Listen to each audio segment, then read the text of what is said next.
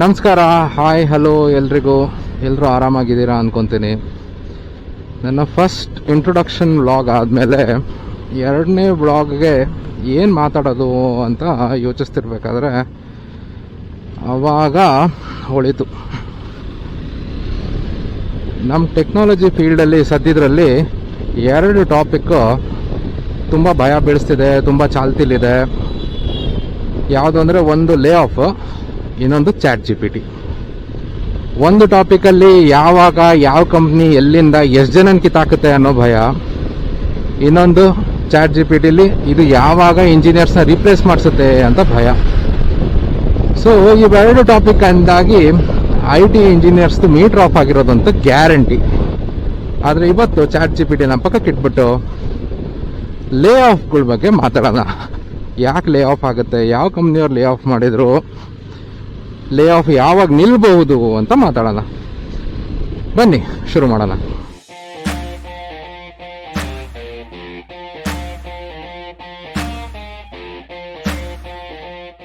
Lay off ಅಂದರೆ ಏನು?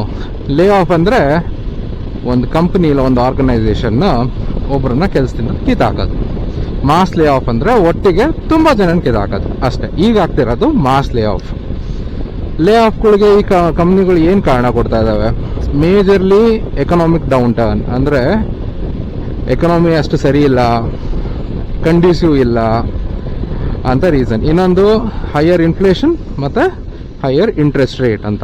ಇದರಿಂದಾಗಿ ಯಾಕೆ ಮಾಸ್ ಲೇ ಆಫ್ ಆಗುತ್ತೆ ಅಂತ ಅರ್ಥ ಮಾಡ್ಕೊಳಕ್ಕೆ ಎರಡು ಟರ್ಮ್ ಅರ್ಥ ಮಾಡ್ಕೊಬೇಕಾಗತ್ತೆ. ಒಂದು ಕ್ವಾಂಟಿಟೇಟಿವ್ ಈಸಿಂಗ್, ಇನ್ನೊಂದು ಕ್ವಾಂಟಿಟೇಟಿವ್ ಟೇಪರಿಂಗ್. ಈ ಕ್ವಾಂಟಿಟೇಟಿವ್ ಈಸಿಂಗ್ ಮತ್ತು ಕ್ವಾಂಟಿಟೇಟಿವ್ ಟೇಪರಿಂಗ್ ಅಂತಾರಲ್ಲ, ಇದು ಎಕನಾಮಿನ ಕಂಟ್ರೋಲ್ ಮಾಡಲಿಕ್ಕೆ, ಅಂದರೆ ರೆಗ್ಯುಲೇಟ್ ಮಾಡಲಿಕ್ಕೆ ಫಾಲೋ ಮಾಡೋ ಪ್ರಾಸೆಸ್. ಕ್ವಾಂಟಿಟೇಟಿವ್ ಈಸಿಂಗ್ ಬರೋಕ್ಕಿಂತ ಮುಂಚೆ ಹೆಂಗಿತ್ತು ಅಂತ ಹೇಳ್ತೀನಿ ಕೇಳಿ. ಎಕನಾಮಿ ಏನಾದರೂ ಕೆಳಗೆ ಹೋಗ್ತಾ ಇದೆ, ಎಕನಾಮಿ ಅಷ್ಟು ಕಂಡೀಸಿವ್ ಆಗಿಲ್ಲ ಅಂತ ಹೇಳಿದ್ರೆ ಜನಕ್ಕೆ ಎಲ್ಲಿ ನಮ್ಮ ಕೆಲಸ ಹೋಗುತ್ತೆ ಅಂತ ಭಯ ಇರೋದು. ಕೆಲಸ ಹೋಗುತ್ತೆ ಅಂತ ಭಯ ಇದ್ರೆ ಏನು ಮಾಡೋರು ಜನ? ಖರ್ಚು ಜಾಸ್ತಿ ಮಾಡ್ತಾ ಇರಲಿಲ್ಲ, ಸೇವ್ ಮಾಡೋರು ದುಡ್ಡನ್ನ. ಈಗ ಸೇವ್ ಮಾಡೋದ್ರಿಂದ ಏನಾಗೋದು? ಮನಿ ಜಾಸ್ತಿ ಸ್ಪೆಂಡ್ ಮಾಡಲಿಲ್ಲ ಅಂದರೆ ಬಿಸ್ನೆಸ್ಗಳಿಗೆ ಬೂಸ್ಟ್ ಇರಲ್ಲ, ಅಂದರೆ ಬಿಸ್ನೆಸ್ಗಳು ನಡೆಯೋಕ್ಕಾಗಲ್ಲ. ಸೊ ಬಿಸ್ನೆಸ್ ನಡೆಯೋಕ್ಕಾಗಲ್ಲ ಅಂತ ಹೇಳಿದ್ರೆ ಏನು ಆಗೋದು?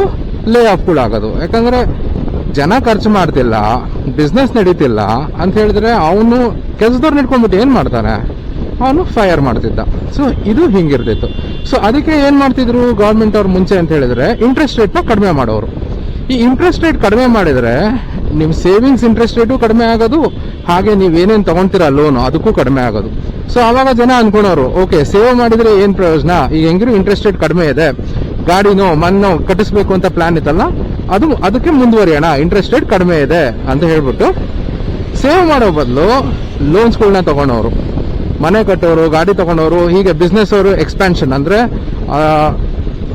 ಬೆಳ್ಸಕ್ಕೆ, ಅವ್ರ ಬಿಸ್ನೆಸ್ನ ಬೆಳ್ಸಕ್ಕೆ ಲೋನ್ ತಗೊಂಡವರು. ಯಾಕಂದ್ರೆ ಇಂಟ್ರೆಸ್ಟ್ ರೇಟ್ ಕಡಿಮೆ ಇರೋದಲ್ಲ. ಸೊ ಇದರಿಂದಾಗಿ ಎಕನಾಮಿಗೆ ಬೂಸ್ಟ್ ಸಿಕ್ಕೋದು, ಅವಾಗ ಎಕನಾಮಿ ಸ್ಟೇಬಿಲೈಸ್ ಆಗೋದು. ಸೊ ಇದು ಮುಂಚೆ ಮಾಡ್ತಿದ್ರು. ಈಗ ಯಾಕೆ ಮಾಡೋಕ್ಕಾಗಲ್ಲ? ಒಂದು ದೇಶ ಇಂಟ್ರೆಸ್ಟ್ ರೇಟ್ನ ಒಂದು ತಕ್ಕ ಮಟ್ಟಿಗೆ ಮಾತ್ರ ಕಡಿಮೆ ಮಾಡ್ಬೋದು, ಕಡಿಮೆ ಮಾಡ್ಕೊಂಡು ಹೋಗೋಕ್ಕಾಗಲ್ಲ, 0% ಮಾಡ್ಲಿಕ್ಕೆ ಸಾಧ್ಯ ಇಲ್ಲ, ಆಯ್ತಲ್ಲ. ಸೊ ಅವಾಗ ಬಂದಿದೆ ಟರ್ಮ್ ಕ್ವಾಂಟಿಟೇಟಿವ್ ಈಸಿಂಗ್ ಅನ್ನೋದು. ಪ್ರತಿಯೊಂದು ದೇಶದಲ್ಲೂ ಒಂದು ಇನ್ಸ್ಟಿಟ್ಯೂಷನ್ ಅಥವಾ ಒಂದು ಆರ್ಗನೈಸೇಷನ್ಗೆ ಕರೆನ್ಸಿ ಪ್ರಿಂಟ್ ಮಾಡೋ ಪರ್ಮಿಷನ್ ಇರುತ್ತೆ. ಅದು ಇಂಡಿಯಾದಲ್ಲಿ RBI ಇದೆ, US ಅಲ್ಲಿ ಸೆಂಟ್ರಲ್ ಬ್ಯಾಂಕ್ ಇದೆ.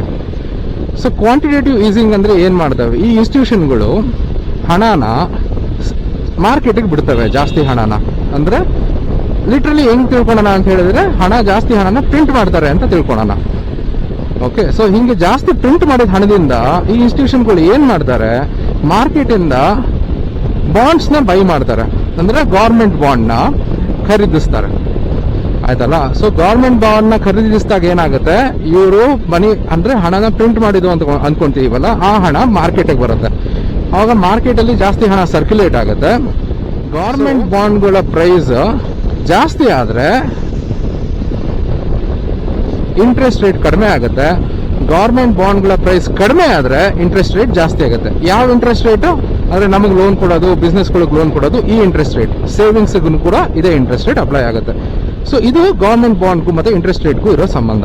ಸೊ ಈಗ ಈ ಇನ್ಸ್ಟಿಟ್ಯೂಷನ್ಗಳು ಹೊಸ ಹಣದಿಂದ ಗವರ್ಮೆಂಟ್ ಬಾಂಡ್ ನ ಖರೀದಿಸಿದ ಮೇಲೆ ಮಾರ್ಕೆಟ್ ಅಲ್ಲಿ ಈ ಗವರ್ಮೆಂಟ್ ಬಾಂಡ್ಗಳಿಗೆ ಡಿಮ್ಯಾಂಡ್ ಜಾಸ್ತಿ ಆಗುತ್ತೆ. ಆಯ್ತಲ್ಲ. ಸೊ ಆದ್ರೆ ಡಿಮ್ಯಾಂಡ್ ಜಾಸ್ತಿ ಆದ್ರೆ ಅಷ್ಟು ಗವರ್ಮೆಂಟ್ ಬಾಂಡ್ಗಳು ಇರಲ್ಲ ಬೇರೆಯವ್ರು ಖರೀದಿಸಕ್ಕೆ. ಅವಾಗ ಏನಾಗುತ್ತೆ, ಆಗ್ಲೇ ಹೇಳ್ದಂಗೆ ಇಂಟ್ರೆಸ್ಟ್ ರೇಟ್ ಕಡಿಮೆ ಆಗುತ್ತೆ. ಯಾಕಂದ್ರೆ ಗವರ್ಮೆಂಟ್ ಬಾಂಡ್ ಪ್ರೈಸ್ ಜಾಸ್ತಿ ಆಗುತ್ತೆ, ಅವಾಗ ಇಂಟ್ರೆಸ್ಟ್ ರೇಟ್ ಕಡಿಮೆ ಆಗುತ್ತೆ. ಈ ಇಂಟ್ರೆಸ್ಟ್ ರೇಟ್ ಬ್ಯಾಂಕ್ಗಳು ನಮ್ಗೆ ಕೊಡೋ ಲೋನ್ ಅಲ್ಲಿ, ಬಿಸ್ನೆಸ್ಗಳಿಗೆ ಕೊಡೋ ಲೋನ್ ಅಲ್ಲಿ ಪಾಸ್ ಆನ್ ಮಾಡ್ತವೆ. ಸೊ ಈ ಕಾರಣದಿಂದ ಎಕನಾಮಿಗೆ ಬೂಸ್ಟ್ ಸಿಗುತ್ತೆ. ಅವಾಗ ಹೇಳಿದಂಗೆ ಇಂಟ್ರೆಸ್ಟ್ ರೇಟ್ ಕಡಿಮೆ ಆದಾಗ ಜನ ಸೇವ್ ಮಾಡೋದನ್ನ ಬಿಟ್ಟು ಖರ್ಚು ಮಾಡೋಕೆ ಯೋಚನೆ ಮಾಡ್ತಾರೆ. ಬಿಸ್ನೆಸ್ಗಳು ಕೂಡ ಎಕ್ಸ್ಪಾನ್ಷನ್ ಕಡೆ ನೋಡ್ತಾರೆ.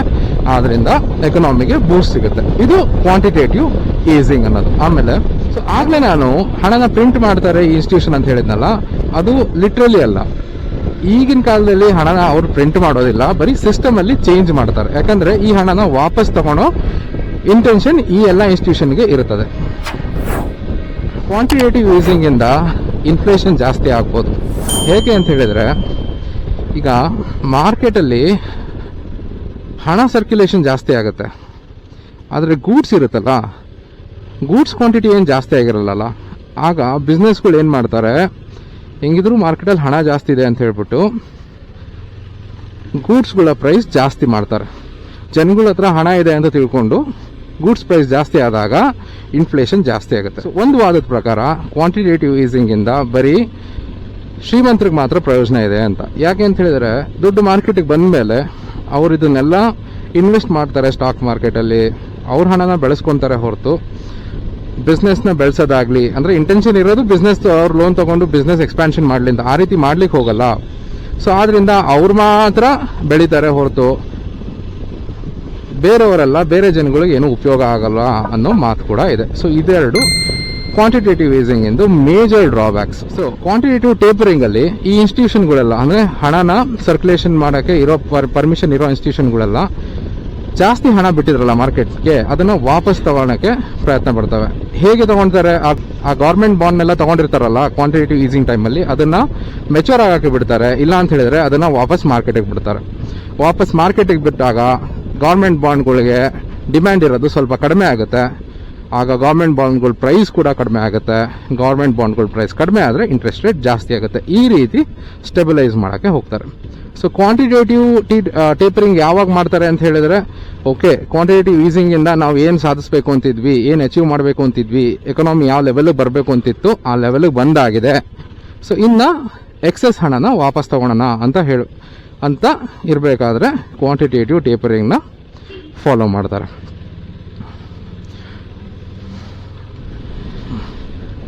ಸೊ ಇವೆರಡರ ಬಗ್ಗೆ ನಾನು ಈಗ ಯಾಕೆ ಹೇಳಿದೆ ಅಂತ ಹೇಳಿದ್ರೆ, US ಅಲ್ಲಿ ಕೋವಿಡ್ ಟೈಮಲ್ಲಿ ಕ್ವಾಂಟಿಟೇಟಿವ್ ಈಸಿಂಗ್ನ ಇಂಪ್ಲಿಮೆಂಟ್ ಮಾಡಿದ್ರು. ಅಂದರೆ ಎಕ್ಸೆಸ್ ಹಣನ ಮಾರ್ಕೆಟಿಗೆ ಬಿಟ್ಟು ಜನಗಳು ಒಳ್ಳೇದಾಗಲಿ, ಎಕನಾಮಿ ನಡೀತಾ ಇರಲಿ. ಯಾಕಂತ ಹೇಳಿದರೆ ಕೋವಿಡ್ ಅಂತ ಟೈಮಲ್ಲಿ ಎಕನಾಮಿ ಡೌನ್ ಆಗಿ, ಯಾಕಂದರೆ ಜನ ಆಚೆ ಬರ್ತಾ ಇಲ್ಲ, ಬಿಸ್ನೆಸ್ಗಳು ನಡೀತಿಲ್ಲ ಅಂತ ಹೇಳಿದಾಗ ಎಕನಾಮಿ ತೀರಾ ಕೆಳಮಟ್ಟಕ್ಕೆ ಬೀಳೋ ಚಾನ್ಸಸ್ ಇತ್ತು. ಸೊ ಅದನ್ನು ತಡೆಯೋದಕ್ಕೆ ಕ್ವಾಂಟಿಟೇಟಿವ್ ಈಸಿಂಗ್ನ ಇಂಪ್ಲಿಮೆಂಟ್ ಮಾಡಿದರು. ಸೊ ಆವಾಗ ಎಕನಾಮಿ ಕೂಡ ಒಂದು ಲೆವೆಲಿಗೆ ನಡೀತಾ ಹೋಯಿತು, ಜನನೂ ಸ್ವಲ್ಪ ಆರಾಮಾಗಿ ಇದ್ದರು. ಈಗ ಕೋವಿಡ್ ಎಲ್ಲ ಹೋಗಾಯಿತು. ಸೊ ಈಗ ಎಕನಾಮಿ ಎಲ್ಲ ಸರಿ ಆಗ್ತಾ ಇದೆ ಅಂತ ಡಿಸೈಡ್ ಮಾಡಿದ ಮೇಲೆ ಗೌರ್ಮೆಂಟ್ ಅವರು, ಯಾವ್ಯಾವ ಗೌರ್ಮೆಂಟ್ ಅವರು ಕ್ವಾಂಟಿಟೇಟಿವ್ ಈಸಿಂಗ್ ಇಂಪ್ಲಿಮೆಂಟ್ ಮಾಡಿದ್ರಲ್ಲ ಅವರೆಲ್ಲ ಕ್ವಾಂಟಿಟೇಟಿವ್ ಟೇಪರಿಂಗ್ನ ಇಂಪ್ಲಿಮೆಂಟ್ ಮಾಡ್ತಾರೆ. ಇದರಿಂದಾಗಿ ಇಂಟ್ರೆಸ್ಟ್ ರೇಟ್ ಜಾಸ್ತಿ ಆಗ್ತಾ ಇದೆ. ಆ್ಯಂಡ್ ಇನ್ಫ್ಲೇಷನ್ ಅವಾಗ ಹೇಳ್ದಂಗೆ ಕ್ವಾಂಟಿಟೇಟಿವ್ ಈಸಿಂಗ್ ಇಂದ one of the side effect. So ಇವೆಲ್ಲ ಸೇರಿ ಈಗ ದೊಡ್ಡ ಆರ್ಗನೈಸೇಷನ್ ಒಂದೇ ಅಲ್ಲ, ಸ್ಟಾರ್ಟ್ಅಪ್ಗಳಿಗೆ, IT ಕಂಪ್ನಿಗಳಿಗೆ, IT ಇಂದ ಹೊರಗಡೆ ಕೂಡ ಕಂಪ್ನಿಗಳಿಗೆ ಎಫೆಕ್ಟ್ ಆಗ್ತಾ ಇದೆ. ಆದ್ರಿಂದಾಗಿ ಮಾಸ್ ಲೇ ಆಫ್ಗಳು ನಡೀತಾ ಇದ್ದಾವೆ. ಸೊ ಲೇ ಆಫ್ಗಳು ಮೇಜರ್ ಆಗಿ ಶುರುವಾಗಿದ್ದು ಹೋದ ವರ್ಷ ಮಿಡ್ಡಲ್ಲಿ, ಅಂದರೆ ಹೋದ ವರ್ಷ ಮಧ್ಯದಲ್ಲಿ. ದೊಡ್ಡ ನ್ಯೂಸ್ ಆಗಿದ್ದು ಟ್ವಿಟರ್. ಸೊ ಟ್ವಿಟರ್ಗೆ ಏನಾಯಿತು, ಟ್ವಿಟರ್ಗೆ ಇಲಾನ್ ಮಸ್ಕ್ ಆಯಿತು ಅಷ್ಟೇ. ಇಲಾನ್ ಮಸ್ಕ್ ಅವರು ತಗೊಂಡ್ರು, ಬರೀ ಫೈರ್ ಮಾಡೋಕ್ಕೆ ಶುರು ಮಾಡಿದ್ರು ಜನಗಳನ್ನ. ಅವ್ರ ಕಾರಣಗಳು ಕೊಟ್ಟರು. ಅಲ್ಲಿಂದ ಲೇ ಆಫ್ಗಳು ಶುರು ಆಯಿತು. ಅದಾದಮೇಲೆ ಎಲ್ಲ ದೊಡ್ಡ ಕಂಪ್ನಿಗಳು ಕೂಡ ಲೇ ಆಫ್ ಮಾಡ್ಲಿಕ್ಕೆ ಶುರು ಮಾಡಿದರು. Twitter, alphabet, meta, Amazon, Microsoft ಇವರೆಲ್ಲ ಫೈರ್ ಮಾಡೋಕ್ಕೆ ಶುರು ಮಾಡಿದ್ರು.